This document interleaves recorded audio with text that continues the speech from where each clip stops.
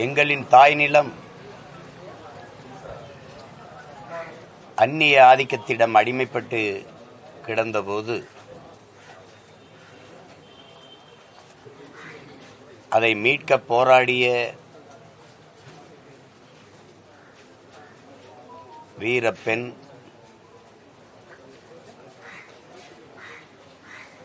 எங்களுடைய பாட்டியார் வேலு நாச்சியார் அவர்களுடைய நினைவை போற்றுகிற நாள் இன்று. தமிழ் பேரினத்தில் இப்படி ஒரு பெருமைமிக்க வீரமும் தீரமும் ஒருங்கே பெற்ற ஒரு பெண்மகள் பிறந்தாள் என்பது மிகுந்த பெருமைக்குரியது. பல வீரக் கலைகளை கற்று பல்வேறு மொழிகளில் புலமை பெற்று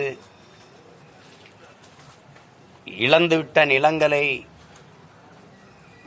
மீட்க போராடி அந்த வீரப் போரிலே மாண்டவர்கள்தான் எமது முன்னோர்களின் வரலாறு. ஆனால் அந்த இழந்த நிலத்தை போரிட்டு மீட்ட பெருமை எமது பாட்டியார் வேலு நாச்சியார் அவர்களுக்கு மட்டுமே உண்டு. அப்படிப்பட்ட ஒரு பெருமைமிகு பெண்மகள் எங்கள் பாட்டியார். கணவனை இழந்துவிட்ட பிறகு கைம்பெண்ணாக வீட்டிலே கைக்குழந்தையோடு முடங்கி கிடக்காமல் பல ஆண்டுகள் தலைமறைவாக இருந்து வலிமைமிக்க படையை பெருமைமிக்க பெருமக்கள் ஹைதர் அலி அவருடைய அன்பு மகன் திப்பு சுல்தான் அவருடைய உதவியோடு இந்த நிலத்திலே போரிட்டு எங்கள் தாய் நிலத்தை மீட்ட மகள் எங்களுடைய பாட்டியார். என் சிவகங்கையை விட்டு வெளியேறிய போது எங்களுடைய பாட்டியை மகள் போல தங்க வைத்து பாதுகாத்த போற்றுதற்குரிய பெருந்தகை கோபால் நாயக்கர் அவர்களையும் படை உதவி கொடுத்து 19 மகனை நம் வீர மாதா வேலு நாச்சியார் படையின் கீழே நின்று இந்த பீரங்கி படைக்கு தளபதியாக இருந்து சண்டை செய் என்று அனுப்பி வைத்த ஹைதர் அலி அவர்களையும் வானத் தமிழ் மக்கள் ஒருபோதும் மறக்க இயலாது. எங்களுடைய வீர பெரும்பாட்டியாருக்கு எங்கள் வணக்கத்தை செலுத்துகிற வேளையில் இந்த பெருமக்களை நன்றி உணர்வோடு நாங்கள் நினைவு கூறுகிறோம். தமிழ் பெருங்குலத்தின் பெருமைமிகு மாதரசி வீர பெரும்பாட்டி எங்களுடைய வேலு நாச்சியார் அவர்களுக்கு நாங்கள் எங்கள் வீர வணக்கத்தை செலுத்துகிறோம். கூலி உயர்வு கேட்டு போராடிய உழைக்கும் எம் இன சொந்தங்களை 44 பேரை தீயிட்டு கொளுத்தி தீக்குள்ளே சிக்குண்டோம், குழந்தையாவது காப்பாற்றி விடுவோம் என்று அந்த குழந்தையை வெளியே வீசிய தாயின் கண் முன்பே அதே குழந்தையை திருப்பி தூக்கி நெருப்பிலை வீசிய கொடுஞ்செயலை செய்த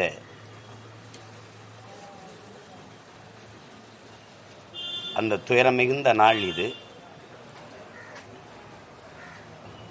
அந்த உரிமைக்காக போராடி அதற்காக உயிரை ஈகம் செய்த அந்த கீழ்வன்மணி போராளிகளுக்கு இன சொந்தங்களுக்கு எங்களுடைய வணக்கத்தை செலுத்துகிறோம்.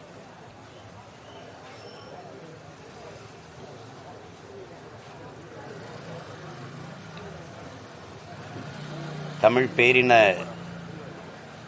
மக்கள், இளைய தலைமுறை தங்கைகள், தம்பிகள் நமது முன்னவர்கள் செய்த ஈகங்களை எல்லாம் நினைவில் வைத்து இழந்துவிட்ட உரிமைகளை மீட்டு இருக்கிற உரிமைகளை பாதுகாக்க சமரசமின்றி இருக்கிற இறுதி வாய்ப்பான அரசியல் களத்தில் நின்று போராடி வென்று முடிப்போம் என்கிற உறுதியை இந்நாளிலே ஏற்கிறோம். வேற அண்ணா பல்கலைக்கழக ஒரு கல்லூரி மாணவி பாலியல் செயல்கள் கற்பழிப்பு மூடி காவல்துறை வந்து மேல்மட்ட அதிகாரத்தை விசாரணை நடத்திட்டு வராங்க. பல்கலைக்கழக வளாகத்தில் இந்த ஒரு சம்பவம் நடந்தது.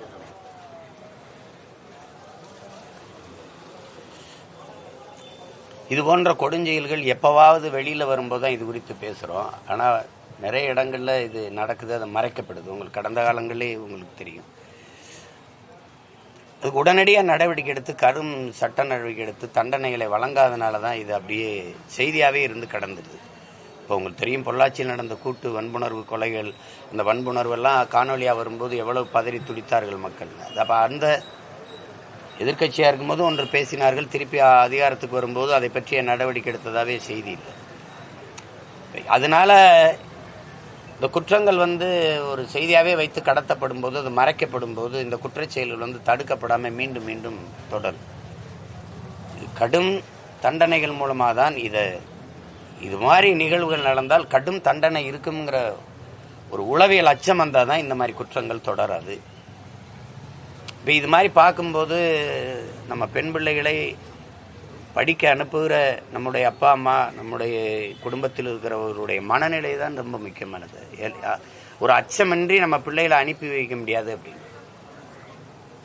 ஒரு தாய். நான் ஒரு போராட்டத்தில் ஈடுபட்டு கொடுக்கும்போது ஒரு 60 வயசு 70 வயசு இருக்கிற ஒரு பெரியம்மா என் கையை பிடிச்சி அழுதாங்க. உங்களுக்கு சொல்ல வார்த்தை வரல. என்னென்னா, அந்த பிள்ளைகளை பள்ளிக்கூடம் கல்லூரிகளுக்கு அனுப்பிட்டு நிம்மதியப்படுத்த உறங்க முடியல, ஏதாவது நீ செய்ய அப்படின்னாங்க. அது சொல்லி இப்போ ஒரு 10 வருஷம் இருக்கும். நான் அந்த நேரத்தில் என்ன செய்கிறது? இப்போ நீங்கள் சொல்கிறதுக்கு பதில் தான் நான் சொல்ல முடியுது. இது மாதிரி குற்றங்கள் தொடராமல் இருக்கணும்.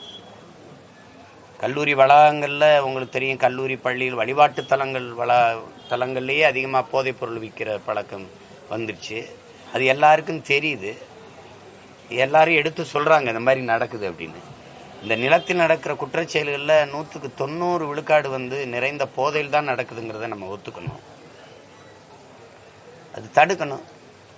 ஒழுக்கத்தை கற்பிக்கிற, வாழ்வியல் நன்னெறியை கற்பிக்கிற வளாகங்கள்லேயே இது நடக்குதுன்னா இதுக்கு மேலே நம்ம நாடா இல்லை, அறம் சார்ந்த மக்கள் கூட்டமாக நம்ம இல்லை, ஒரு ஒழுங்கீனமான ஒரு கூட்டமாக நம்ம போயிட்டோம். நம்ம இது எப்படி சொல்கிறதுன்னு தெரியல. ஒரு சமூகமே குற்றச்சமூகமாக ஆயிடுச்சோங்கிற அச்சம் வருது. எதிர்கால பிள்ளைகளை, தலைமுறை பிள்ளைகளை எந்த நம்பிக்கையில் நாம் விட்டு செல்வதுங்கிற அச்சம் வரும். குடிக்க காற்று தண்ணி இல்லை, சுவாசிக்க காற்று இல்லை, உண்ண நஞ்சில்லாத உணவு இல்லை, படிக்க கல்வி இல்லை, படித்தா வேலை இல்லை. இப்படிப்பட்ட ஒரு இக்கட்டான சூழலில் இந்த கொடுமையும் வேற இருக்குது. இதில் எப்படி விட்டுட்டு போகிறதுங்கிற வேதனை தான் மிஞ்சுது. அரசு உரிய நடவடிக்கை எடுக்கும்னு நான் நம்புகிறேன்.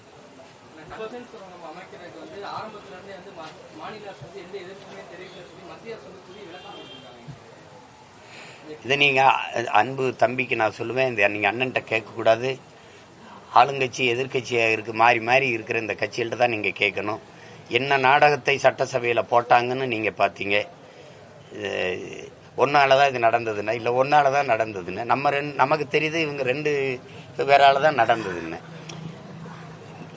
ஏடிஎம்கே தான் பண்ணிருச்சுன்னு மாண்புமிகு முதல்வர் அவர்கள் பேசும்போது நீங்கள் எதிர்க்காமல் இருந்தீங்கன்னு இது குறிப்பாக ஐயா தம்பிதுரை மேலே அவங்க குற்றம் சாட்டுறாங்க, இவங்க ஐயா துரைமுருகன் மேலே சொல்கிறாங்க. இப்படி மாறி மாறி சொல்கிறாங்க. ஆனால் ஏதோ ஒன்று நடந்துருச்சு. மத்திய அரசு தெளிவாக சொல்லுது, நாங்கள் இந்த இதை கொண்டு வரும்போது நீங்கள் எந்த எதிர்ப்புமே காட்டலைன்னு. அப்போ உங்கள் தீர்மானம் ஏமாற்று தானே? 2 ஏக்கர் தான் நாங்கள் எடுத்திருக்கோம் இந்த பள்ளி பாதுகாப்புக்கு. மற்றபடி நீங்கள் எடுக்கலான்னு சொன்னது. இப்போ எல்லாவற்றையும் நீங்கள் டால்மியாவுக்கு நீங்கள் 10,000 ஏக்கர் எடுத்து கொடுத்தது யாரு? அணு உலையை வச்சுக்கலாம்னு சொல்ல அனுமதிச்சது யாரு? ஒரே கேள்விதான். கொண்டு வந்தது காங்கிரஸ்னு வச்சுக்கிடுவோம். இந்த கட்சிகள் திணிச்சது இந்த நிலத்தில் இந்த 2 கட்சிகளுக்கு தெரியாம இதை நட்டுட்டு போயிட்டான அணு உலைய. இல்லை ஸ்டெர்லைட் வந்துடுச்சா, மீத்தேன் வந்துடுச்சா, இந்த நச்சு திட்டங்கள்லாம் வந்துடுச்சா, எப்படி வந்தது? அதே மாதிரி தான் இது. இவங்களுக்கு தெரியாம நீற்று மலையை தோண்டப்பட்டுச்சா, இவங்களுக்கு தெரியாம மலை வெட்டி களவு போதா, இவங்களுக்கு தெரியாம குப்பையை கொட்டிட்டு ஓடிடானாவே. அது மாதிரி தான் இது. மக்களின் தன்னெழுச்சியான பெரும் போராட்டத்தின் மூலமாக தேர்தல் நெருங்கும் போது தமக்கு வாக்கு குறைஞ்சிருமோ, தோல்வி வந்துருமோங்கிற பயத்தில் தேர்தல் அரசியலுக்காக திருப்பி நீங்கள் ஒரு வெற்றா தீர்மானம் பண்ணுறீங்க. உளமாற இந்த மண்ணை மக்களை நீங்கள் நேசிக்கிறதா இருந்தால் அது வேணா. நீங்கள் டங்ஷன் அது தோண்டினீங்கன்னா, பல கிலோமீட்டர் நீங்கள் தோண்டி போனீங்கன்னா, அது திறந்த வெளியில் வெட்டி எடுக்கும்போது கதிர்வீச்சு பரவி அந்த பகுதியில் எந்த மக்களும் வாழ முடியாதுன்னு உங்களுக்கு தெரியும். இப்போ நீட்டுன்னு ஆய்வுலாம் தம்பி, நாடெங்கிலும் மலைகள் இருக்கும்போது என்னுடைய மலையை மட்டும் தோண்ட என்ன? என்ன தேவை இருக்குது? அவங்களே சொல்றாங்க லட்சக்கணக்கான டன் தூசை காற்றுல கலக்கும்ங்கிறாங்க. சும்மா இருக்கும்போதே சுவாச கோளாறு வருது. இதில் லட்சக்கணக்கான டன், அதுல உள்ள போய் 50,000 டன் எடையுள்ள வெடிமருந்துகளை வச்சு தகர்க்கணும் அந்த ஆய்வு செய்யறது. அந்த வெடிமருந்து வச்சு தகர்க்கிற கற்களை எல்லாம் நீங்க என்ன செய்வீங்கன்னா உடனே ரோடு போடுவோம்னு அறிக்கை கொடுக்குறாங்க தம்பி. இதெல்லாம் நீங்க எதையாவது நம்புற மாதிரி இருக்குதா பாருங்க. அப்போது கேப்பாரற்ற ஒரு ஒரு ஒரு தரிசு நிலம் போல தமிழ்நாடை மாற்றி விட்டுட்டாங்க. யார் வேணாலும் வரலாம், யார் வேணாலும் எடுக்கலாம்.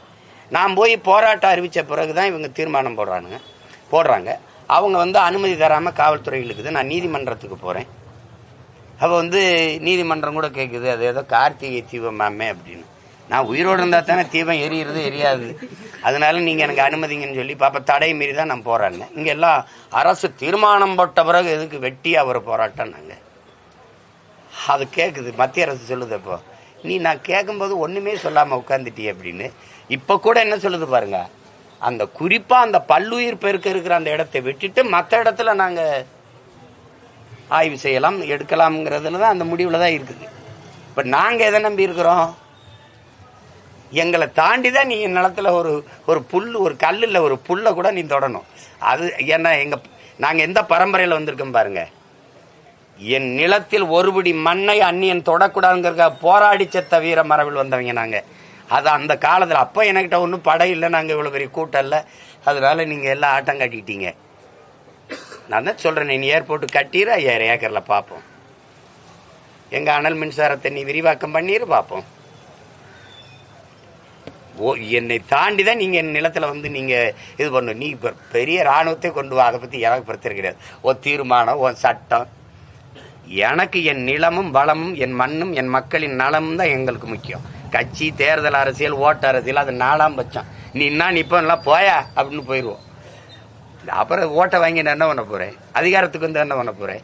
எல்லாத்தையும் கையெழுத்து போட்டு என் நிலத்தையும் வளத்தையெல்லாம் தோண்டி எடுத்துகிட்டு போன்னு சொல்கிறதுக்கா? அதனால அது தீர்மானம் வெற்றி தீர்மானமாக போயிருந்தேன்னா பல தீர்மானத்தை பார்த்தவங்க. அதனால தான் நாங்கள் போய் போராடினோம். இப்போவும் சொல்கிறேன், என் மக்கள் பதட்ட அடைய தேவையில்லை, உறுதியாக நாங்கள் போராடி தடுப்போம்.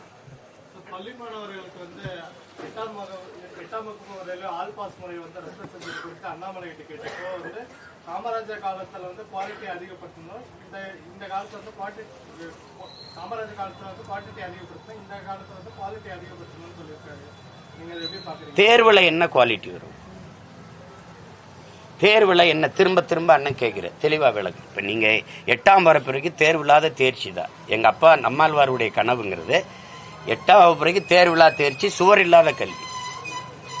ஒரு அறைக்குள்ள அடைக்காம இது அருவி இருக்குன்னு படத்துல காட்டாம இது அருவி, இது மலை, இது காடு, இது வயல், இது இப்படி இது மாதிரி. இது நீங்க ஆண் யானைக்கு தந்தம் இருக்குன்னு ஓராண்டு பாடத்தை நடத்துறதை விட ஒரு விலங்கியல் காப்பகத்தில் கொண்டு இது ஆண் யானை தந்தம் இருக்கு, இது ஆண் மயில் தோகை இருக்கு, ஒரே நாளில் 1 மணி நேரத்தில் முடிஞ்சிருது. இதுக்கு ஏன் ஓராண்டை வீணடிக்கிறீங்கிறத நம்மளுடைய கேள்வி. அப்போ அதில் இந்த 8ஆம் வகுப்பு வரைக்கும் என் பிள்ளைக்கு தேர்வு வச்சு அது தோத்து போயிருச்சு அப்படின்னா, ஒரு வகுப்பு பின்தங்குது அப்படின்னா, அது ஒரு பிஞ்சு நெஞ்சுக்குள்ளேயே அது ஒரு அச்சத்தை ஏற்படுத்தி கல்வி மேலே, பள்ளிக்கூடத்துக்கு போகிறது மேலே, சக நண்பர்களை சொந்தங்களை சந்திக்கிறதுல ஒரு எப்படி சொல்கிறது, அது ஒரு நொறுங்கி போயிடும், சிதைஞ்சு போயிடும். அது கல்வினாவே இப்போ படிக்கிற பள்ளிக்கூடம் போகிறதுனாலே ஒரு பயமாயிரும், அதுக்கு கொலைக்களத்துக்கு போகிற மாதிரி ஆயிரும். கல்விங்கிறது சுகமானது, சுமையானதல்ல. அப்படிதான் பிள்ளைகளுக்கு கொடுக்கணும். அதை விட்டு நீ 8ஆம் பிறகு தேர்வு வச்சு சரி என்ன குவாலிட்டி கொண்டு வந்துடுவேன்? இப்போ நான் கேட்டதுக்கு என் தம்பியே சொல்ல சொல்லுங்க, அண்ணாமலை அவர்களே சொல்ல சொல்லுங்க. இப்போ நான் நீட்டு தேர்வு எழுதிடுறேன், நீங்க தரம் உயர்த்திற்கு தானே சொல்றீங்க. ஒரே ஒரு கேள்வி கேட்ப, இந்த நீட்டு தேர்வை நடத்துகிற நிறுவனம் எது? புரோமெட்ரிக்குங்கிற நிறுவனம் யாரோடது? அமெரிக்காவோடது. அமெரிக்காவில் இருக்கிற ஒரு தனியார் நிறுவனத்துக்கு இந்திய நாட்டில் தரமான மருத்துவ மாணவர்களை தேர்வு செய்யறதுக்கு ஏதாவது நேர்த்தி கடன் இருக்கா தம்பி? உன் நாட்டு மாணவர்களுக்கு தேர்வே வைக்க முடியாது, நீ ஒரே தேர்தலுக்கு பெரிய இதெல்லாம் வேடிக்கை இல்லையா? எப்படி இருக்குது பாருங்க. இப்போ நீட்டு நான் எழுதிடுறேன். 12ஆம் வகுப்புல நான் 1200க்கு 1199 வாங்கினா கூட எனக்கு மருத்துவராக தேர்வு தகுதி இல்லைன்றீங்க. ஆனால் 800 850 வாங்கி பார்டரில் எல்லையில் தேர்ச்சி பெற்ற மாணவனுக்கு தகுதி வந்துடுது. நீட்டில் தேர்ச்சி பெற்றான். நீட்டு எப்படியெல்லாம் நடக்குதுங்கிறத வட மாநிலங்களில் நீங்கள் பார்க்குறீங்க. அந்த சூப்பர்வைஸுங்கிற மேற்பார்வையாளர் நிற்கிறாரு, பார்த்து வச்சு எழுதிட்டு போயிடுறாங்க. அதை விடுங்க. இப்போ அந்த நீட்டில் தேர்ச்சி பெற்ற வர மாணவருக்கு பாடம் நடத்த போகிற ஆசிரியர் யார்? பேராசிரியர் பெருமக்கள் யார்? அவர் நீட் எழுதி வந்தவரா? இல்லை, பழைய பேராசிரியர். நீட்டில் தேர்ச்சி பெற்ற எனக்கு பாடத்திட்டம் எது? புதுசா இல்லை பழைய பாடத்திட்டமா? அதே பாடத்திட்டம், அதே பேராசிரியர். இதில் எப்படி தரமான மருத்துவர் உருவாயிருவாரு? இப்போ நீங்கள் சொல்றது எப்படி இருக்குதுன்னா, ஒரு தேநீர் சுவையாக இருக்குன்னா அதுக்கு அளவான சர்க்கரை, தேயிலை தூள் இதெல்லாம் போட்டு செய்கிற அதில் சுவை வரல. இந்த வடிகட்டி இருக்குல்ல, ஒரு ஃபில்ட்ரு, அதில் ஊற்றி வடிகட்டணும். இந்த ஃபில்ட்ரு, இந்த வடிகட்டியால் தான் இந்த தேநீர் சுவையாக இருக்குன்னு சொன்னால் நீங்கள் நம்புவீங்களா? அது மாதிரி தான் இந்த தேர்வு. மனித அறிவை மதிப்பெண்ணை வச்சு மதிப்பிடுவ மாதிரி ஒரு அறிவு கட்டத்தனம், ஒரு மடத்தனம் உண்டா உலகத்தில்? உண்டா சொல்லுங்க தம்பி. நான் 12வது முதல் மதிப்பெண் +2ல. நான் எக்கனாமிக்ஸ் காமர்ஸ் மேஜராக எடுத்து படித்தவன். என்னை பின்னாடி இருந்து பார்த்து எழுதுனா 2வது மதிப்பெண். அவர் என்னை விட பெரியவர், அண்ணன் தான் கூப்பிடுவேன். டப்புன்னு என் தாளை எடுத்து வச்சு எழுதிடுவாப்ல. அப்போ இது எப்படி, இந்த மதிப்பீடு எப்படி? நான் பல தடவை சொல்லியிருக்கேன். அந்த கரூரில் ஷாருக்குன்னு ஒரு தம்பி மைக்ரோ தீப்பெட்டி அளவில் ஒரு விண்கலத்தை படைச்சான். அவன் ஷாருக்குன்னு இருந்ததுனால முஸ்லீம்னால தூக்கி விட்டீங்க. அதை நாசா எடுத்துட்டு போய் பறக்க விட்டது. உங்களுக்கு புரியுதுன்னு நினைக்கிறேன். அவன் எவ்வளவு தெரியுமா? 760 தான் +2ல வாங்கியிருந்தான். இப்போ இந்த அறிவுக்கு இந்த மதிப்பெண்ணுக்கு ஏதாவது சம்மந்தம் இருக்கா தம்பி? இப்போ எங்கள் அப்பா இளையராஜா, A.R. ரஹ்மான், இவங்கெல்லாம் இருக்காங்களே, எங்கள் ஐயா நடிகர் திலகம், ஒரு துறையில் அவங்களை மிஞ்சுறதுக்கான ஆளே இல்லைங்கிற மாதிரி உலக சாதனை பண்ணுறாங்கல்ல, அவங்கெல்லாம் தேர்வில் வாங்கின மதிப்பெண் என்ன தேவை போய் பேசிட்டு கூடாது தம்பி. இந்த உலகத்தில் பெரிய விஞ்ஞானி தூண்டிமுள் கண்டுபிடிச்சவன், கலப்பை கண்டுபிடிச்சவன், மண்வெட்டி, கோடாரி, அருவாள் கண்டுபிடிச்சவன், இவன்லாம் எந்த இன்னும் பல்கலைக்கழகத்தில் ஒரு பட்டம் வாங்கிட்டு வந்தான்? போட்டு இதே ஒரு அறிவை வளர்க்கும் ஒரு கருவிதான் கல்வியை தவிர, கல்வியே அறிவுன்னா இங்கே படித்தவன் தான் தினம் சாராயத்தை போட்டு கொலை பண்ணிட்டு கொள்ளையடிச்சு தர்றான். நுட்பமாக திருடுறவன் போகிற படித்தவனாக இருக்கான். இதுக்கு என்ன பண்ணுறது?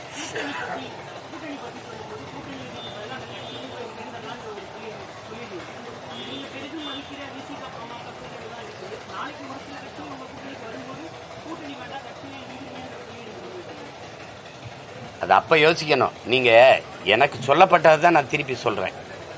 நம்ம ஒரு கேள்வி எழுதா எழலையா? நான் ஒரு கட்சி ஆரம்பிச்சது, ஒரு கொள்கையை முன் வச்சு ஒரு கட்சியை ஆரம்பிச்சிருக்கேன். ஏற்கனவே இருக்கிற ஒரு கட்சி இருக்குது. எந்த கட்சி கொள்கை கோட்பாடுகள்லேருந்து மாற்றா நான் இதை ஆரம்பித்தேன்?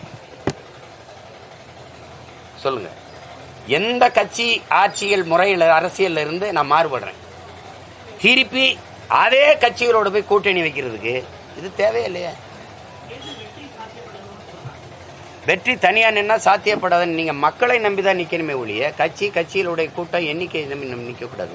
உங்கள் உயர்ந்த எண்ணத்தை நம்பி தான் நீங்கள் நிற்கணும், எண்ணிக்கையை நம்பி நிற்கக்கூடாது. இன்னைக்கு தோற்றா நாளைக்கு வெல்ல மாட்டீங்களா? திமுக 49ல் ஆரம்பித்து 67 தானே வெல்லுச்சு. அது வரைக்கும் கேள்வி கேட்டுக்கிட்டு இருந்தீங்களா? அப்படி அண்ணாட்ட போய் இப்படி கேள்வி கேட்டீங்களா? என்னங்க இவ்வளோ ஆள் ஆகிப்போச்சு நீங்கள் அப்படி கேட்டீங்களா? அப்புறம் எடுத்த உடனே நீங்க விதைய போட்ட உடனே உங்களுக்கு பழுத்தரணும்னா எப்படி தம்பி? ஒரு வெண்டைக்காய், ஒரு வெள்ளரிக்காய், ஒரு கத்திரிக்காய்க்கே 3 மாசம் காத்திருக்கணும் தம்பி. குறைஞ்சது 2 மாசமாவது காத்திருக்கணும்ல.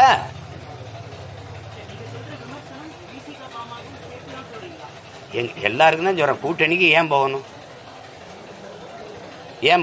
எங்க ஐயாட்ட கேட்போம். எங்க ஐயாவுக்கு மது எதிரான கொள்கை, மதுவை ஒழிக்கணும்னு நினைக்கிறோம். எல்லாருமே எங்க அண்ணன் நினைக்கிறாரு, நானும் நினைக்கிறேன். இந்த மண்ணை மக்களை நேசிக்கிற எந்த மகனும் நினைப்பான். எங்க ஐயாவுக்கு அது மது ஒழிப்புல அப்ப இருந்தே உறுதியா இருக்காங்க.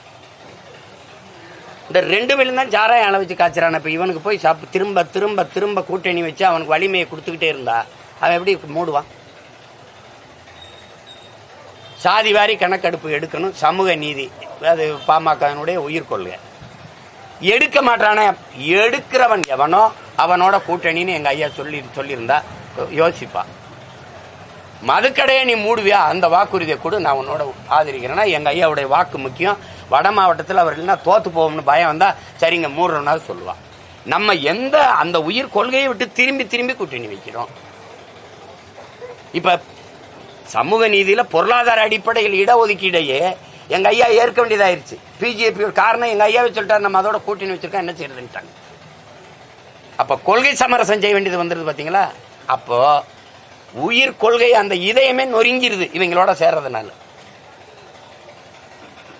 அது எதுல இருந்து இந்த உறுதியா நான் சொல்றேன், எங்கள் முன்னத்தியர்கள் எங்க ஐயா எங்க அண்ணங்க எல்லாரையும் பார்த்த பிறகுதான் இப்படியே இருந்து தோத்தாலும் சரி செத்தாலும் சரி இப்படியே இருந்து போராடி சாவமுடாங்கிறதுனாலதான் நான் வரல, என்னை விட்டுருங்கப்பா அந்த ஆட்டத்துக்குன்னு சொல்றது காரணம் தான்.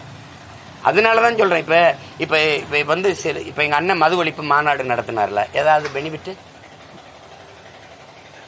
சொல்லுங்க தம்பி. அது மது விழிப்புணர்வு கொடுத்தா அவன் நல்லா விழிச்சுக்கிட்டான். இப்ப ஒண்ணு இல்ல, என் ரத்தத்தை எடுத்துக்குருவான் என் உயிர் சகோதரன் வேல்முருகன் எடுத்து அன்னைக்கு ஒரு வலையொலியில பாக்குறேன் பேசுறாப்ல. நான் என் தொகுதிக்கு ஏதாவது பண்ணிடுவாங்கன்னு பார்த்தேன். 3 ஆண்டுகள் பொறுத்துட்டேன், இன்னும் 1.5 ஆண்டு தான் தேர்தலுக்கு இருக்கு, ஒண்ணுமே செய்ய மாட்டாங்க. அதை தான் நான் சொல்றேன், அவன் ஒண்ணுமே செய்ய மாட்டான். இப்ப இன்னும் 1.5 வருஷத்துல என்ன பண்ணிடுவாங்க? பண்ருட்டி அப்படி சொர்க்கமா மாத்தி விட்டுருமா திமுக? தனியா நின்னுதான் தம்பி. என்ன தம்பி நீங்க ஒரே நாள்ல படக்குன்னு வர்றதுக்கு விட்லாச்சாரிய மந்திர கொள்ள தம்பி. ஒவ்வொரு இலையாதான் அந்த மலர முடியும் தம்பி. நீங்க என்னைய முன்மாதிரி எடுக்க மாட்டீங்க. எனக்கு என்ன இருந்தது சொல்லுங்க தம்பி. எனக்கு இருந்தது ஒரே ஒரு பின்புலம், என் தலைவன். என் தலைவன் இந்த நிலத்துல யாரு உங்களுக்கு தெரியும்? டெரரிஸ்ட், பயங்கரவாதி, கொலகாரன், பேன், அதானே. அவரை தூக்கிக்கிட்டு இந்த மண்ணுல நின்னு 1.1 தம்பி 4.5 லட்சம் வாக்கு வாங்கினமே 36 லட்சம் வாக்குக்கு 8 வருஷத்துல ஏறி இருக்கேன்னா அப்ப நீங்க எப்படி தம்பி? இது எப்படி நீங்க இதை யாரும் நீங்க பேச மாட்டேங்கிறீங்க? ஒண்ணு கிடையாதா, ஒத்த பைசா கிடையாதா. இப்ப கூட நீங்க எடுக்கிறதெல்லாம் போட விட மாட்டிய. ஏதாவது அதுல ஒரு பிரச்சனை வருதா, எதை திரும்ப திரும்ப விவாதத்துக்கு எடுக்க முடியுமா? அததான் போடுவீங்க, காட்ட மாட்டீங்க. ஏன்னா நாங்க தமிழர்கள் தீண்டத்தகாத இனக்கூட்டம் இந்த மண்ணுல. அப்படி இருக்கும்போது ₹1 ஓட்டு காசு கொடுக்கல. ஒரு துண்டறிக்கை இங்க பாருங்க, 10,000 கொடுக்கறதுல 20,000 துண்டறிக்கை கொடுத்தா கூட 5,000 ஓட்டு எனக்கு வந்திருக்கும். 1 லட்சம் கொடுத்ததுல கூட 1 லட்சம் துண்டறிக்கை கொடுத்தா கூட ஒரு 10,000 20,000 ஓட்டு வந்திருக்கும். அந்த அளவு கூட வக்கற்ற நிலைமையில நாங்க நின்று போராடினோம்.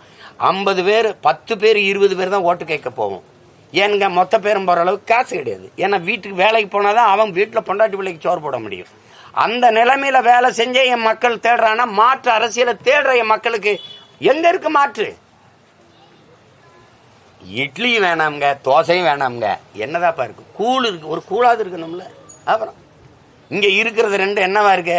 ஒன்னு சனிய, இன்னொன்னு இளவு, ஒன்னு பேய், இன்னொன்னு பிசாசு. இத ஒரு 5 வருஷம் வச்சு வாழ்ந்துட்டு விவாகரத்து. இந்த கர்மம் இத வந்து பிசாசை வச்சு 5 வருஷம் வாழ்ந்துட்டு விவாகரத்து. இப்போ ஒரு தேவதையை முன்னிறுத்தி தேடி வாப்பா சாமின்னு சொல்ல வேண்டியது இருக்கு. அதுதான் இங்க இருக்க பிரச்சனை. இப்ப இதுல வந்து இப்ப அவரே சொல்றாரு பாருங்க, 30,000 ஓட்டு திரும்ப திரும்ப இந்த புள்ள தோல்வியை பத்தி கவலைப்படாம போராட்டி 30,000-60,000 ஆகாத தம்பி?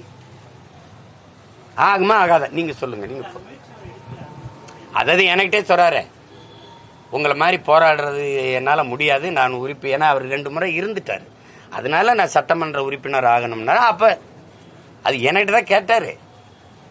நான் சட்டமன்ற உறுப்பினர் ஆகணும், அப்ப நான் என்ன செய்யணும்னு கேட்கிறாப்ல. அவர் ஒரு வாய்ப்பு கொடுக்குறாரு. ஒரு வாய்ப்பு ஏடிஎம்கே இருக்கு, இன்னொரு வாய்ப்பு டிஎம்கே இருக்கு. டிஎம்கேல எங்களுக்கு இனத்தை கொண்ட காங்கிரஸ் இது துரோகம் பண்ணது, இதோட போய் சேர்றதான்னு யோசிக்கிறார். சரிதான். ஆனா அங்கே எங்க ஐயா இருக்காரு. யாரு? எங்க ஐயா இருக்காரு. எங்க ஐயா விட்டுட்டு வெளியில வந்துட்ட, நீ திருப்பி அந்த கூட்டணிக்கு போக முடியாது. எங்க ஐயா இருக்கும்போது நீ அந்த கட்சிக்கு அவசியம் இல்லை.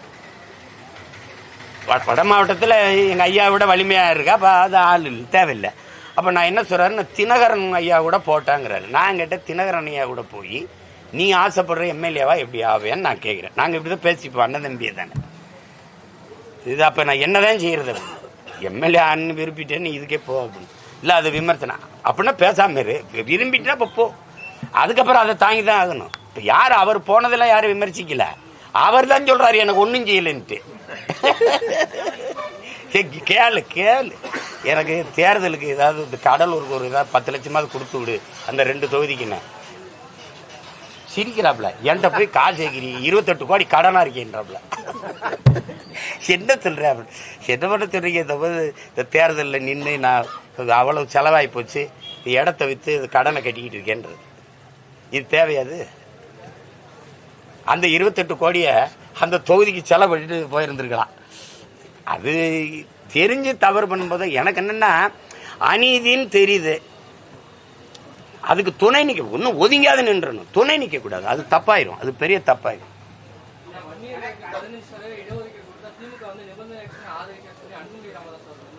அது எங்க ஐயாவுக்கு தெரியும், அது கொடுக்காது, நம்ம ஆதரிக்க போறது இல்லைன்னு எங்க ஐயா. தம்பி கொடுக்காது தம்பி, அது கொடுக்காது. இப்ப எங்க ஐயா கேட்கிறாருல, இன்னும் 1.5 ஆண்டு இருக்குல்ல, அதை பத்தி ஏதாவது வாயா திறக்கிறாரு.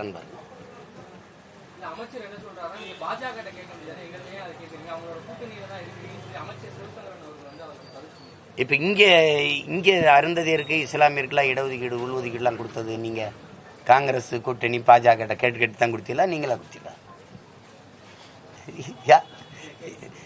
நீங்களா தானே கொடுத்தீங்க.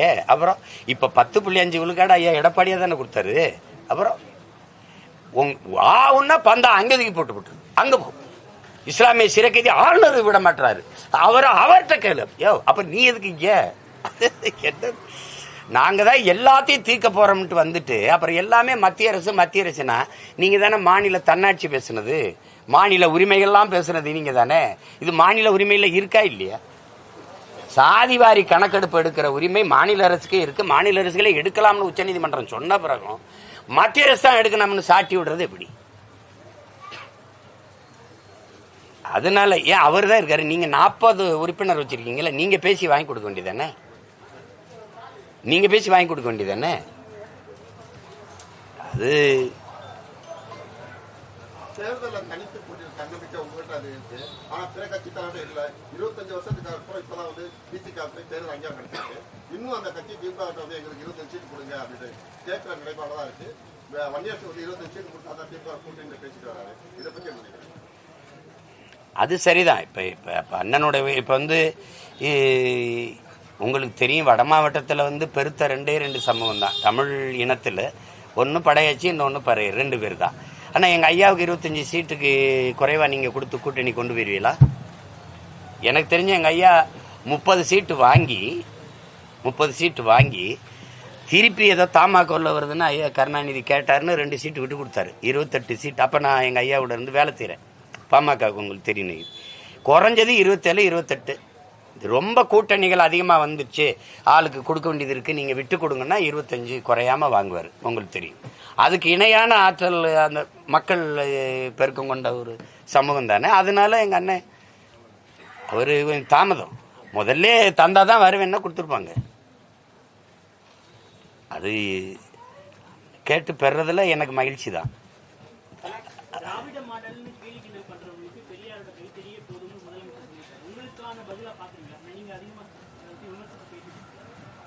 கைத்தடி இப்ப உங்களுக்கு பயன்படுதா?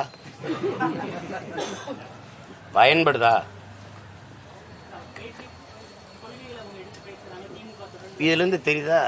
ஒண்ணுமே தெரியல. கடைசியா குச்சியை உண்டிட்டிய, தடியை உண்டிட்டிய. நீங்க தத்துவம் என்னன்னு கேட்டா கைத்தடி, கல்யாணம், திராவிட மாடல் என்று கேட்பவர்களுக்கு ஒன்று சொல்லுவேன். இதுதான் இப்ப நடக்குதே, இந்த கல்யாணம் தான் திராவிட மாடல். உன்னை திராவிட மாடல் என்றால் என்ன என்று கேட்க வைத்ததே அதுதான் திராவிட மாடல். இந்த குச்சி பெரியார் கைத்தடிதான் திராவிட மாடல். எப்படி கோணையா வளைஞ்சு இப்படி இருக்கிறதா தான் திராவிட மாடலா?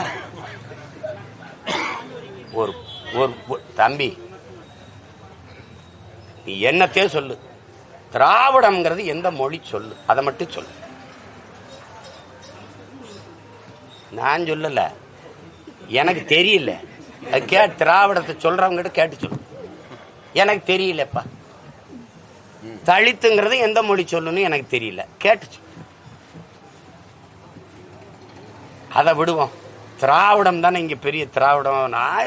திராவிடம் திராவிடம் திராவிடம் திராவிடம்னா எந்த மொழி சொல், அது எதை குறிக்குது? ஒரு கட்டுரை எழுதியிருக்கிய, எனக்காக தான் எழுதியிருக்கிய.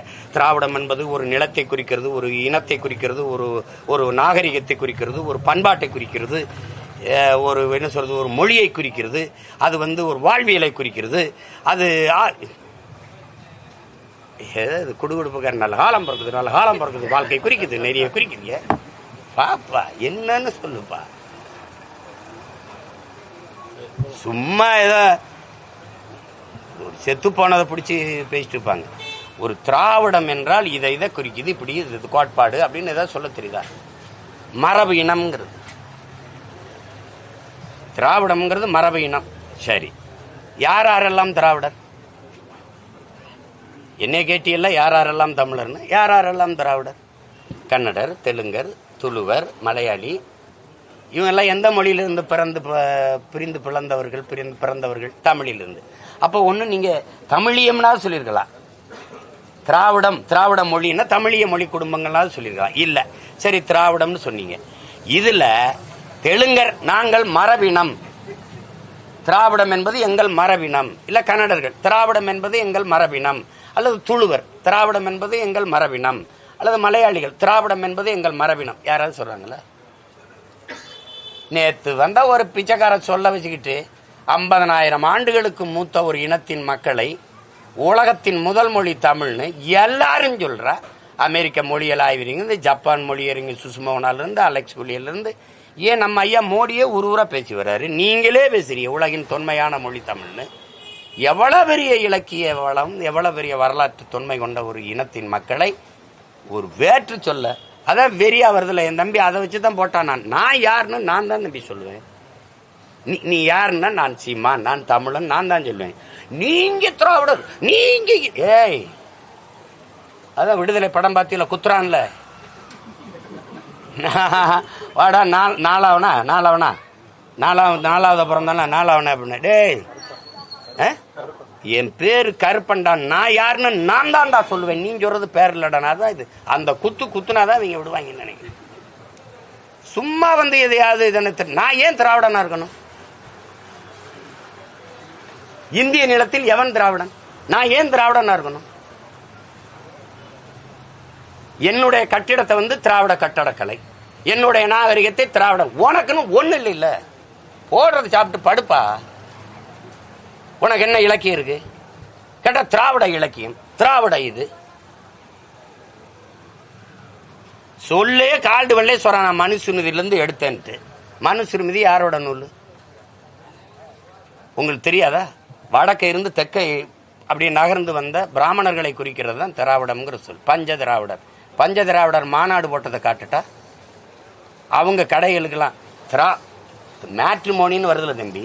பிராமண பெண்கள் தங்களுடைய இதுல இனம் திராவிடம்னு போட்டிருக்கிறத நான் உங்களுக்கு பயிரில் அனுப்பி வைக்கட்டா? ராகுல் டிராவிட்னு அவர் பேரை வச்சுக்கிட்டது காரணம் என்ன? இங்க இருக்கிற தாத்தா ஊவேச சிலைகள் திராவிட சிசுன்னு தான் இருக்குது. சங்கராச்சாரியாரு நம்ம ஆளு ஞானசம்பந்தரே திராவிட சிசுன்னு தானே அவங்க சொல்றாங்க. போட்டு குழப்புறது.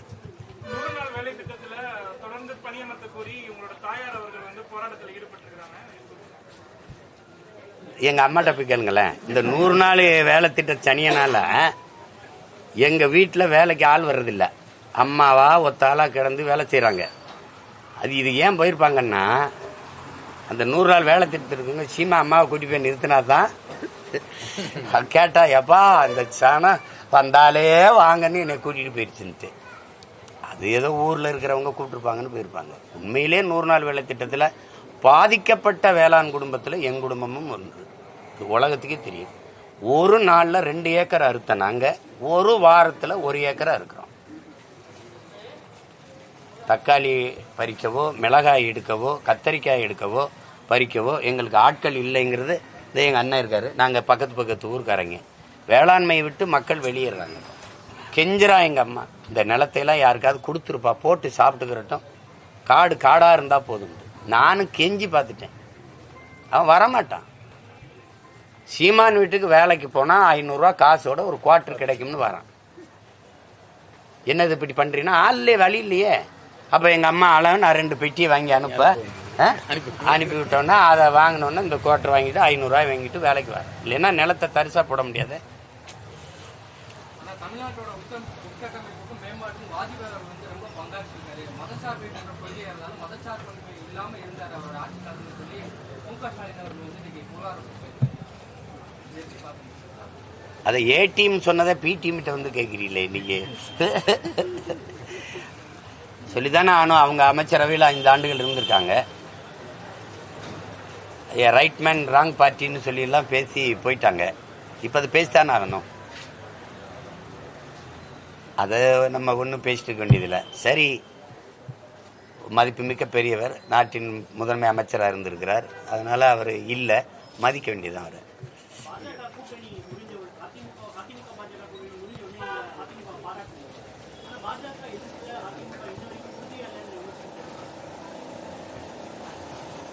திமுக எதிர்ப்புல உறுதியா இருக்குதுன்னு நினைக்கிறீங்களா?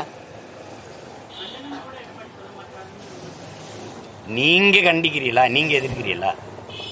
நீங்க எதிர்க்கிறீங்களா? அதான் பேச்சு. அடுத்தவரை சொல்லாதீங்க. நீங்க என்னவா இருக்கு? நீங்களே உங்க மேடையில சொல்றீங்க உங்க அப்பாவோட 100 ரூபாய் நாணயம் வெளியிட்டதுக்கு ராஜ்நாத் சிங்கை கூட்டிட்டு வந்து வெளியிடுறீங்க.